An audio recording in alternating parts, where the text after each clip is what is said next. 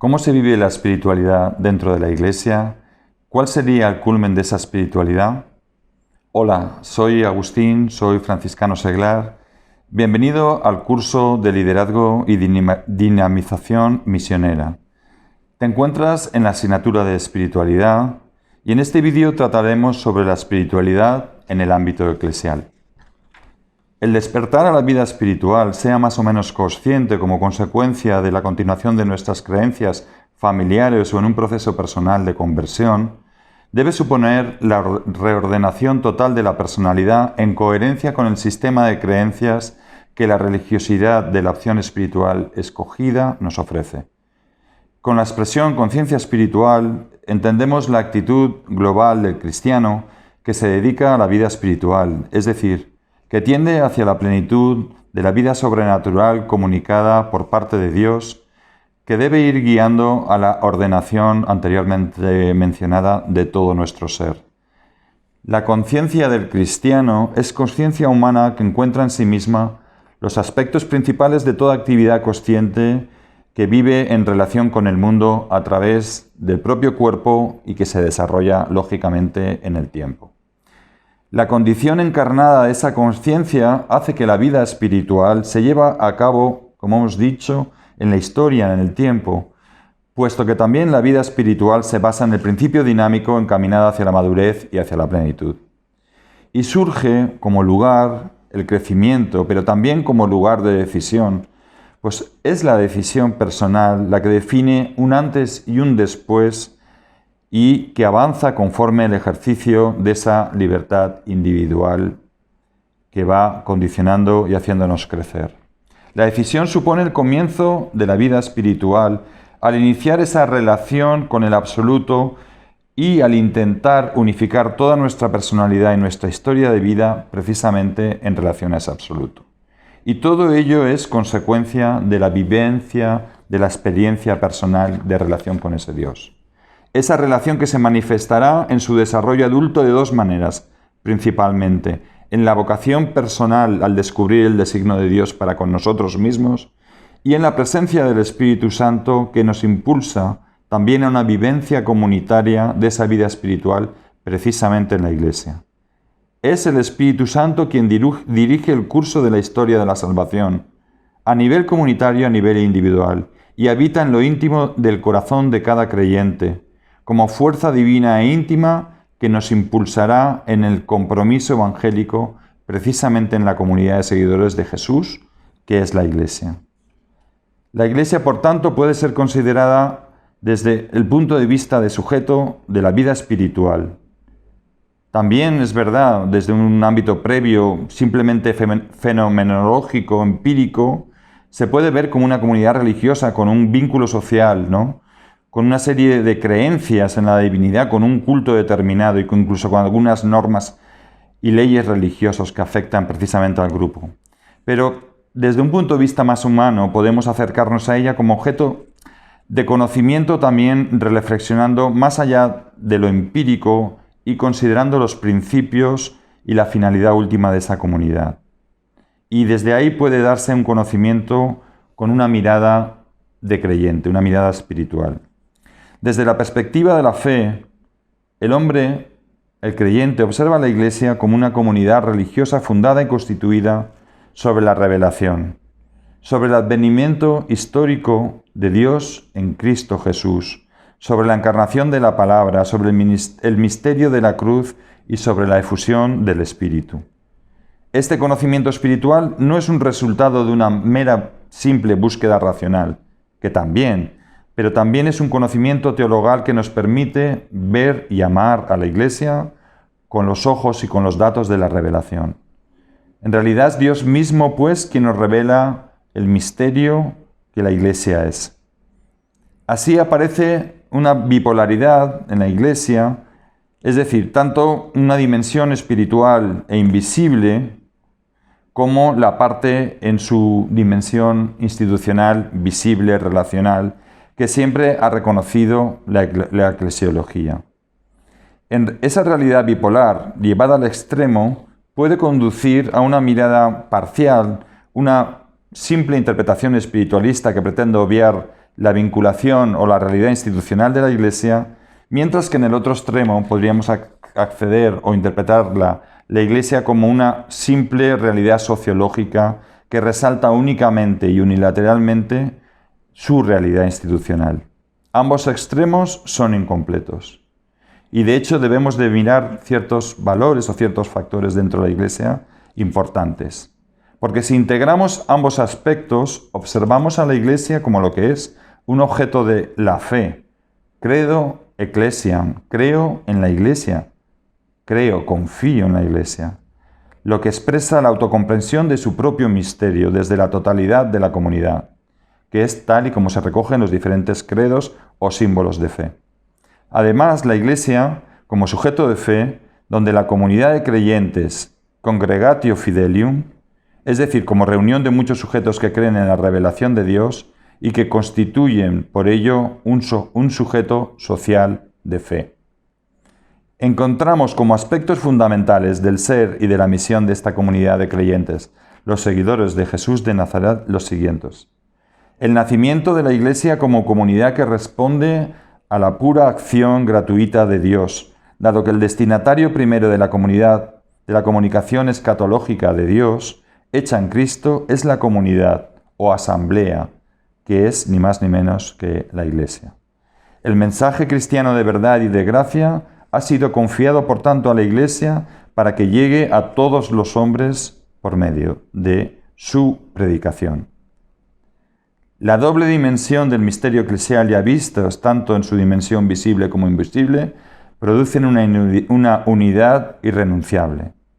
Además, la dimensión comunitaria de la Iglesia, que por otro lado no implica la desvalorización de su carácter espiritual a nivel personal, hace que descubramos en ella, como sujeto de la fe, el verdadero fundamento de la igualdad fundamental que todos los creyentes poseemos en la revelación y que consideramos es un don de lo alto.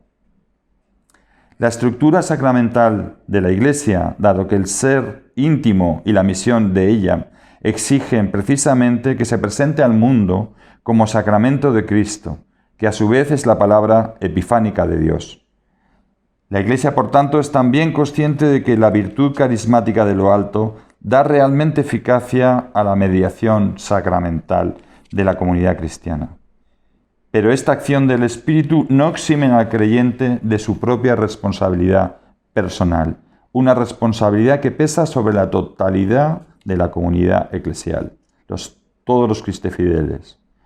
Y por otra parte, la misión de la Iglesia de dar testimonio auténtico y fehaciente de su fe en su dimensión social e histórica, también implica la función profética de proclamar el mensaje liberador revelado de salvación, no solo con palabras, sino también con hechos, en la autocomunicación ininterrumpida de Dios a lo largo de la historia, hacia los hombres, es decir, la promoción de la justicia y la liberación total del ser humano.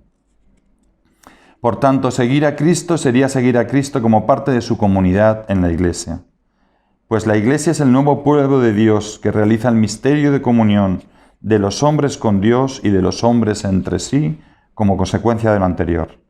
El Concilio Vaticano II presenta a la Iglesia desde el principio de la Constitución Lumen Gentium como sacramento, es decir, como signo e instrumento de la unión íntima de Dios con Dios y de la unidad de todo el género humano. Dios es el origen de esta comunidad eclesial a la que está llamado todo hombre a pertenecer. De ahí que la misión de la Iglesia consista en atraer a toda la humanidad a que participe de la mencionada comunión y la mencionada dignidad. La comunión y la misión de la Iglesia tienen su fundamento en el bautismo que hace a todos los creyentes miembros del pueblo de Dios como sus hijos y continuadores de la misión salvífica de Cristo como aquella primera comunidad de apóstoles que le acompañó. Para el desarrollo de la mencionada misión, los cristianos contamos con esa triple función sacerdotal, profética y real que Cristo nos ofrece. Para el ejercicio, además de esta misión, Dios ha suscitado diferentes vocaciones en el pueblo, cualitativamente diferentes, en su Iglesia.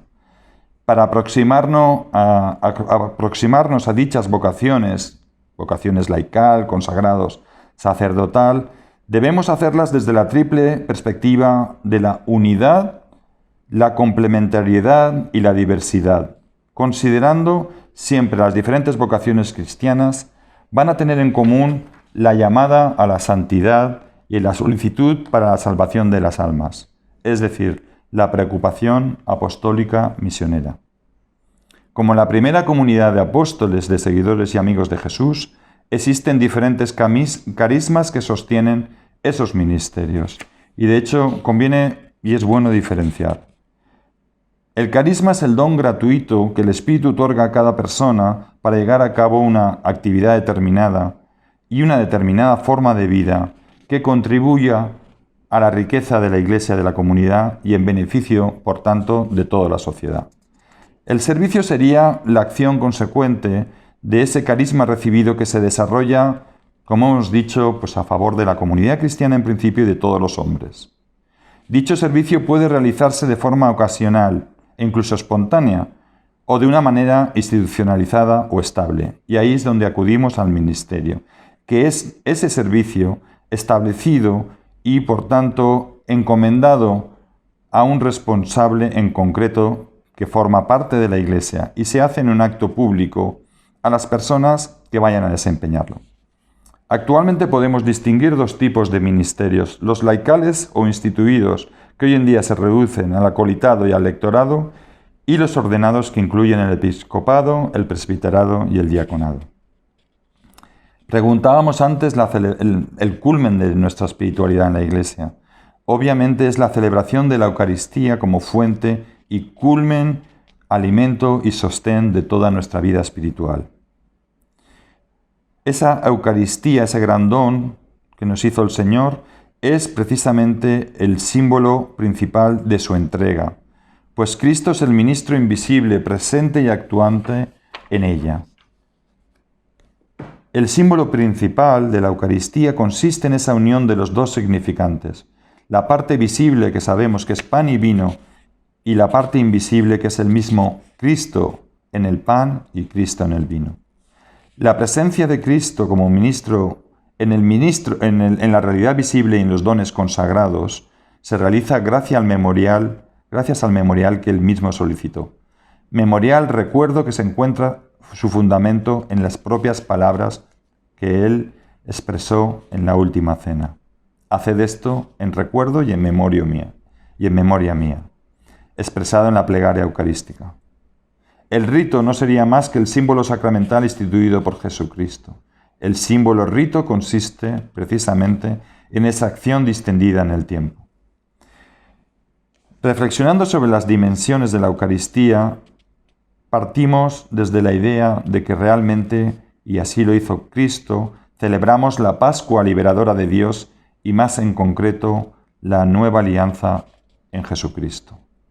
Distinguimos una dimensión cristológica pascual, por tanto, basada en las propias también palabras de Jesús con todo lo que hizo y dijo en la última cena. La misma Eucaristía sería, por tanto, sacrificio existencial de Cristo como ofrenda y como sacrificio. Desde una dimensión neumática, la Eucaristía hace que el Espíritu Santo actúe, por un lado sobre los dones y por otro sobre los comulgantes. Al Espíritu Santo, como a Cristo mismo, atribuye la Iglesia la acción sacramental de la Eucaristía. Esa acción sacramental tiene su expresión simbólica en el ritual, la epíclesis. En parte, al Padre se dirige al Padre para que envíe sus dones, el Espíritu Santo, y también sobre los comulgantes, para que perciban los frutos y dones del mismo Espíritu Santo que es comunicado por la comunión eucarística. Pero también desde una dimensión eclesial, la Eucaristía no es un simple mero comer y beber individualmente, aunque lo realice un sacerdote solo. Es un banquete común y participado.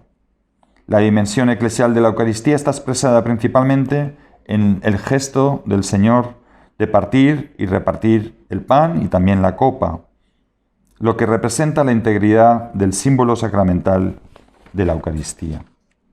Y también tenemos que observar una dimensión escatológica.